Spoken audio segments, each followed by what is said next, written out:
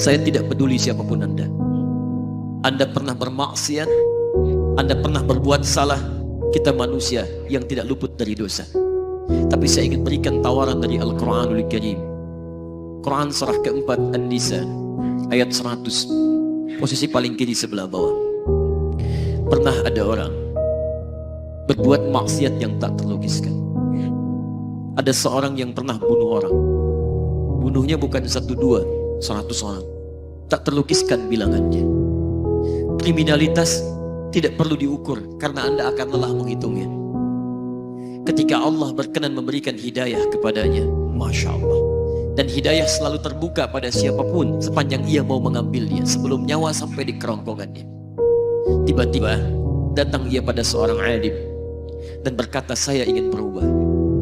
Alim ini kemudian menyampaikan pada orang dimaksud, Anda bukan berarti tidak bisa menjadi orang baik. Hanya Anda tinggal di lingkungan yang tidak mendukung Anda jadi baik.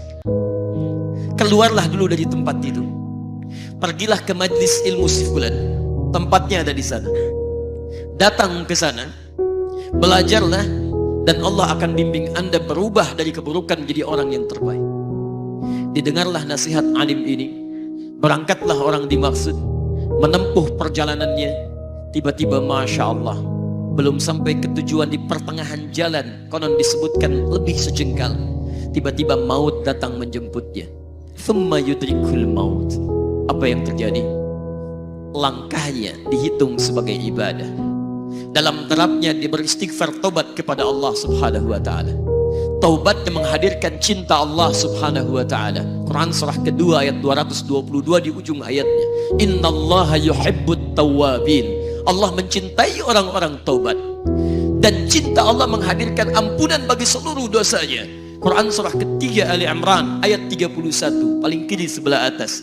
Qul in kuntum tuhibbunallaha fattabi'uni yuhibbukumullah. Allah cintai orang yang mau taat pada Rasulnya. Lihat, ketika Allah mencintai seorang hamba, wa yaghfir lakum dzunubakum, Allah ampuni seluruh dosa-dosanya.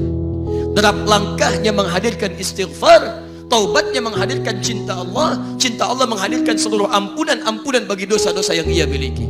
Maka apa yang terjadi? Di tengah perjalanan maut menjemputnya, thumma yudrikhul maut faqad waqa'a ajruhu 'ala Allah. Dan pahala diberikan kepada orang tadi. Di jalan, maaf, maut datang, taubat diterima, dosa diampuni, dan amalan didapati dengan derap langkahnya. Maka apa yang terjadi? Thumma yudrikhul maut faqad waqa'a ajruhu 'ala Allah. Pahalanya dituliskan oleh Allah, dakhalal jannah, kata Nabi, masuk surga orang ini. Anda bisa bayangkan, pernah bunuh orang 100 orang, mabuk tak terlukiskan, kriminalitas tak perlu dihitung. Ketika dia mau bertobat, datang ke majlis ilmu, Masya Allah, meninggal di tengah jalan, kata Nabi, dakhalal jannah. Bertobat diampuni dosanya, derap langkahnya ada pahalanya, dakhalal jannah. Turun ayat untuk melukiskan tawaran yang sama kepada kita. Wa may yuhajir fi sabilillahi yajid fil ardi muraghaman katsira wasa'. Siapapun yang mau berubah kembali pada ketentuan jalan Allah, kalau dia masih punya batas-batas kehidupan, kami akan berikan kelapangan di sisa hidupnya dan kelimpahan-limpahan kenikmatan selama dia hidup. Wa may yakhruj min baitihi muhajiran ilallahi wa rasuli. Namun bila ada di antara mereka baru ingin berhijrah, ingin berubah jadi lebih baik dalam pandangan Allah dan Rasulnya, tiba-tiba thumma yudrikul maut, baru keluar dari tempat dia tinggal, belum sampai ke tempat dia belajar, datang maut menjemputnya. Faqad waqa'a ajruhu 'ala Allah. Kami terima semua amalnya, kami ampuni dosa-dosanya, dan kami tuliskan namanya di dalam surga. Bila 100 orang saja yang pernah dibunuh oleh orang ini, pernah bunuh 100 orang, mabuk tak terlukiskan, kriminalitas tak terhitung, mau berangkat ke majlis ilmu, tak sampai ke majlisnya, meninggal dia, bisa masuk surga.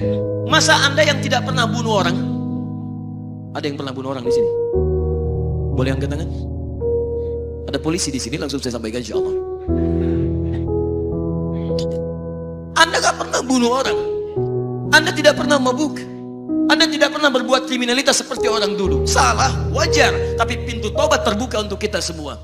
Masya Allah, bedanya dengan orang tadi belum sampai ke majlis ilmu, Anda sudah hadir di dalamnya, langsung di rumah Allah, diberikan tempat yang terbaik, dan kita akan belajar. Kalau dengan semua ini belum mempermudah Anda ke surga, dengan cara apa lagi Allah mesti mengantarkan Anda ke surga? Kalau dengan duduknya Anda di sini belum mau juga bertobat, dengan cara apa lagi Allah harus membimbing Anda bertobat?